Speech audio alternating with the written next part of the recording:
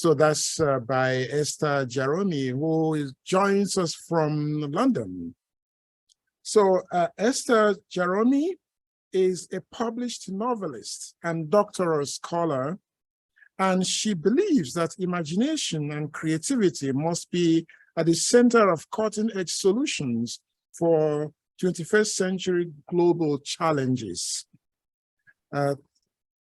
Jaromi's research focuses on global social media regulation, advancing a future where technology positively impacts society. Previously, Esther Jaromi has contributed to various NGOs, institutes, and think tanks, including the European Union delegation to the United Nations, the United Nations Office on Drugs and Crime, Spielberg's Shoah Foundation, and Paris Center for Peace and Innovation. So please help me to welcome our next speaker, Esther Jaromi. Hello, everyone. Thank you so much. Can you hear me? Okay. Great, thank you so much. I'm really excited to talk to you about this topic today because I think it is a very timely discussion. As we all know, right now at the US Supreme Court, we have a debate going on whether social media companies can be responsible for some of the really harmful information that is stored on the platforms. With that in mind, and before I start, I want us to think for a second about the question we are exploring today. This is a very positive kind of question, and I really like the connotation of it, because it implies that social media can, as it was initially envisioned to, play a valuable role in bringing society to a more just and peaceful place where genocides are never repeated again. However, we must be very mindful that we are having this conversation today while potential genocides continue to evolve. And the tension of the potential of further genocides to the world is very real. We must also consider that in recent news, social media has not been recognized or perceived as necessarily the driver of a genocide-free world. To start, my research, and thus this very presentation, is guided by a worldview of two potential futures that we are going to face in the next century. The first path is a world where we work towards ensuring that our technology is safe and that our well-being is protected and that our social media is driving us towards a world where human rights are respected. The second path is a world where technology further limits our well-being, replicates the biases that are already existing in our physical world, and ultimately enhances a fast digression of society into a world that we do not want to see in the future. And this is why we are today at a turning point where we decide which future we want to see and we want to help technology create. The answer to whether social media can be a force for good or bad in human rights is still to be determined. I have to say that I am in the group of researchers that think that social media indeed has the powerful strength to repair society instead of really contributing to its destruction. This is why the tech industry and academia has to work together to solve some of the initial problems that we are facing and seeing today.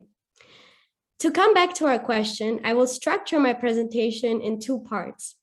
The first part is the more negative aspect of what we are witnessing today, which is the direct and very real role that social media platforms are playing in current developments in the world that are concerning genocides. In the second part, I will illustrate a vision of social media that could contribute potentially to a world where social media can prevent genocides and work towards genocide education. To start off, here are some of the rather negative dynamics that we are seeing in terms of social media's connection to genocide. At present, my research considers that social media algorithms contribute to the tense online environment that we are seeing. It is especially the recommendation algorithm that the US Supreme Court is currently working on in the Gonzalez case that is very worrying. The recommendation algorithm is suggesting videos and content that is only providing more harmful content to a user that is already engaging in rather hate-based content. That means if somebody types into, for example, YouTube about a minority group and starts watching videos that are spreading false information about a minority group, YouTube would then recommend even more falsified informed video as a next video. And that creates a loop and a cycle that radicalizes and potentially incites people to be more hateful. And as we know, it all starts with words. When it comes to storytelling, when it comes to hate speech, words are always at the very beginning of what later on can constitute real actions, like we saw in Rwanda or even earlier in the Holocaust. I'm specifically focusing on the most recent genocide that we have witnessed, where Facebook was really central to really driving the hate that we saw online. And that is the genocide in Myanmar against the Rohingya people. The proliferation of hate speech and the increase of offline violence during the attacks on the Rohingya people, especially in the years between 2017 and 2018 and 19, were really a source of amazement for many researchers how much Facebook didn't do to prevent the spread of hate speech. And there is even a very, very interesting study in Germany that identified that indeed there is a correlation between how the content that we see on social media can really replicate offline violence. So there is really proof, and that is also being considered at the Supreme Court right now, between how the content enables an offline violence to occur. What was found in Germany is that in regions where anti-refugee hate speech is consumed much more on social media than in others, offline attacks on refugee homes and refugees have multiplied and exacerbated because of the use of social media. In a similar analogy, when we look at a broader perspective, which is the genocide in Myanmar, similar findings have been concluded. There is an ongoing case in California at the moment where a group of lawyers are representing Rohingya refugees and are trying to hold Facebook and Meta accountable for potentially committing genocide or aiding and abetting in a genocide against the Rohingya people by not deleting the content and by amplifying the content through the recommendation algorithms. So this is the dynamic that we are currently witnessing, yet there is no laws and no real case precedent that protects people from the role that social media plays in a genocidal attack or in a preparation to a genocidal attack. This is why Section 230 specifically is one of the biggest challenges in cases as such, because it provides complete immunity for social media companies. This is a problem because in my research, I'm comparing the radio in Rwanda, as we know what happened in Rwanda and what role the radio played, concerning also the previous presentation, and how in the Nazi era, the newspaper played a very important role in actually getting the country to commit a genocide. And there is an analogy between the role that social media plays today in different regions in the world, not only in Myanmar, but also in the alleged genocide in Ukraine, where different platforms are continuing to disseminate information that is inciting people to offline violence. This is where we are currently, and it is not the best picture that I'm painting, so I am very sorry to kind of start off the presentation about preventing genocide and really actually concluding that it is more an insight to genocide that we're seeing from the part of social media companies rather than a prevention of genocide. With that being said, there is a way for social media to still turn it around and to come back to the beginning of my presentation, where I pointed out that we are at a turning point. There is a lot of work to be done right now to ensure that social media companies will not digress, but rather make the changes now that will help them actually educate people on some of the most important changes that need to be done in order to prevent rather than incite genocide. That being said, I really like the quote by former German Chancellor Merkel in 2019, where she asked the question that I want you guys all to consider as well while listening.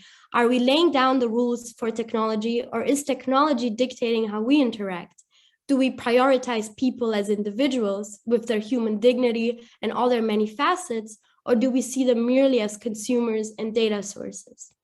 This quote really inspired me to start thinking about human rights and international criminal law in relation to social media companies.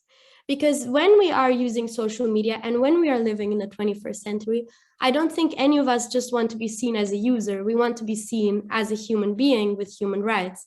So this is becoming more and more a question of human rights protection rather than users and customer protection of a service or of a business.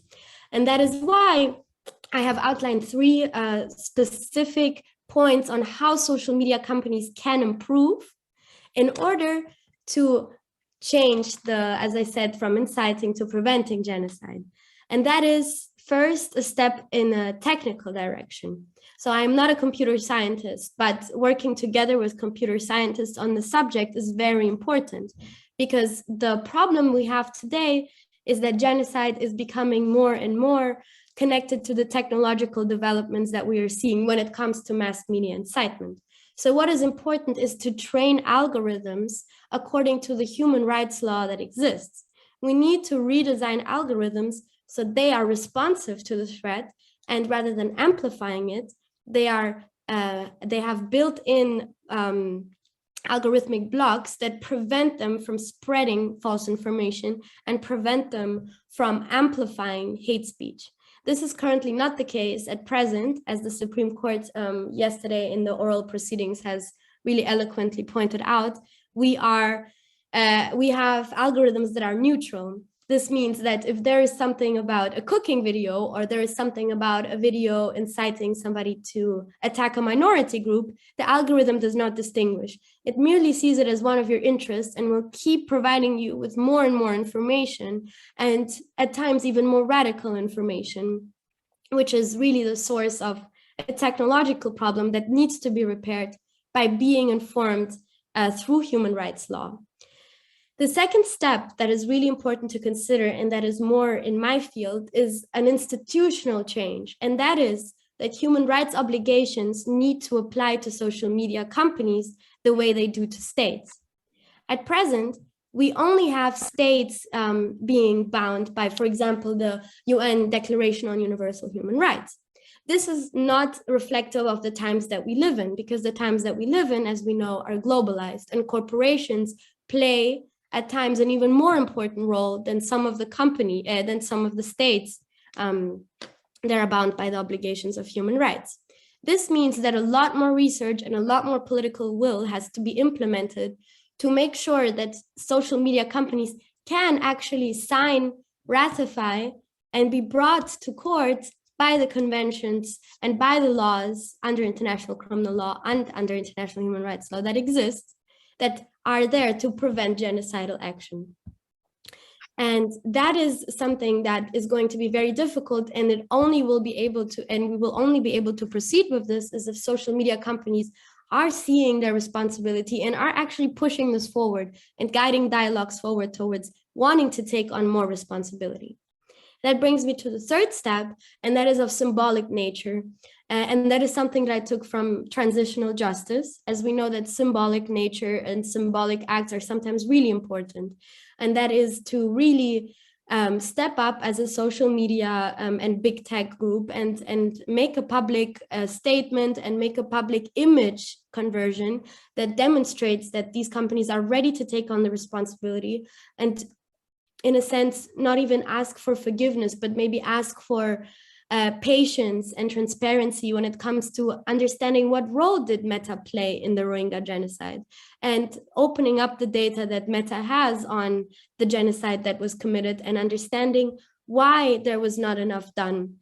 If we have social media companies cooperating with us users and human beings, then there is a real chance to turn it around and demonstrate that social media companies are on the side of human rights and do want to change from inciting genocide to preventing genocide. Thank you so much for your attention.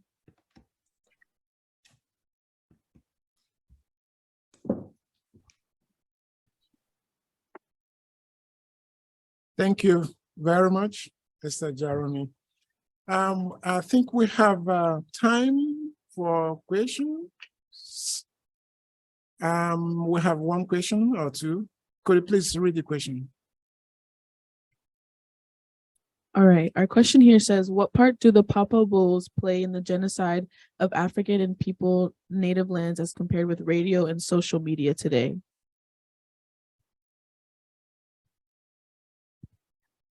Yep. Thank you. Can I proceed answering right away? Yeah, okay. So the very interesting part of some of the work I'm looking at right now is comparing directly. So I'm really focusing on the Rwandan radio trials during the Special Tribunal for Rwanda. And what we are looking at is how a publisher and an editor differs from an algorithmic design. So that means that if the Rwandan radio had all the options of the content that they were bringing out, does social media have exactly the same control, or is it not the same control because they are not the ones actually preparing and then disseminating the content?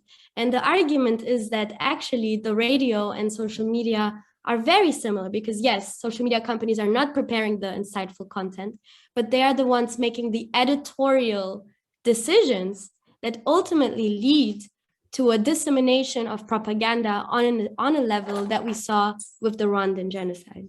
I hope that answers your question. Thank you very much. One more question. Could you please reach the microphone?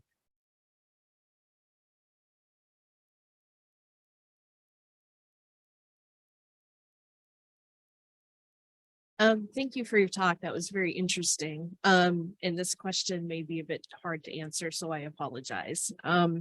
In the absence of accountability for social media platforms, how do we counteract genocidal rhetoric? I mean, your suggested actions are going to take time, and in some of these cases, we need action now. So do we as users have some responsibility towards counteracting this?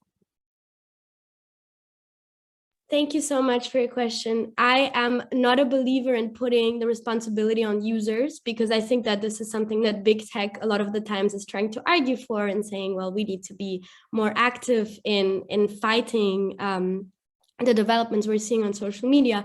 I think this is very dangerous because as an individual, we do not have the resources or the time or the realistic expertise to really really effectively counter genocidal speech. This is something that requires a lot of expertise to really be effective and not actually, as we know how social media works, go the other way and then just start a debate that will just lead to more inflaming content. At the same time, it is true what you're saying. It's going to take a couple of years at least until we are going to see the first successful cases of accountability in court for social media companies when it comes to genocide. And what we can do as users, though, is really demonstrate that we are against the practices that we see at the moment. And that is partially some of the recommendations that we are seeing by NGOs and activists is boycotting some of the platforms. For example, you know, the things we've seen with people leaving Twitter is very effective in a way because you really are showing that you do not want to be part of a platform that contributes directly to hate speech and genocide against minorities around the world. I hope that makes sense. Thank you very much. We've got time for half a question. Yeah, okay. May I ask a question online? Hello? Yes. Can you hear me? Do you hear me? Yes. Ms. Jaromi? Yes. Okay, great. So thank you very much for that very stimulating, if somewhat disturbing presentation. And I was very struck by the quotation from Angela Merkel that you say you like very much, and I wish it could go into a chat box or something so I could get it all. But what strikes me is she's making an argument for the human, right? And are we going to allow ourselves to be dehumanized by these technologies? And I really wonder, I am concerned when I think about, forums that only allow you a certain number of characters, for instance. Like, what kind of nuance, what hopes can we really have for most of social media, even a Facebook post, which can be longer and include photographs? And of course, we are all aware of people flaming each other so much more easily when they're not in a room together. And I know this was a problem with radio from the time of fascism in Europe. But I wonder if you do have any thoughts about, you say you do have some hope for social media. How can they help us to deepen our humanity and our sense of everyone's humanity? Thank you so much for your question. That is something that you could talk about for days and weeks, I think years. It's a very important question. It comes down to what is going to happen to us humans the more technologically advanced the world becomes. What is it going to mean to be human? And I think we are already seeing that technology is really changing who we are. And I think there's no way around it anymore. But apart from, there's a lot of researchers that work on social media regulations that are really negatively kind of oriented against social media companies. And the reason why I am not, and the reason why I see hope, is that when it comes to something of global nature, so for example, when we had now the Turkey and Syria earthquakes, or when the Black Lives Matter movement began in the United States to really take off on the internet, we had such a reach of support on a global scale that is only thanks to social media companies. And this is an empowerment for the individual person. And actually that deepens our humanity, because for the first time in history, we are able to connect to people across the world, help people across the world, and therefore expand our empathy like never before. So there is some really good aspects to social media technology that need to be protected, but at the same time, the negative aspects need to be held criminally liable so that social media companies can really foster what they were created to be. Hope that makes sense. Thank you very much, Jaromi Esther.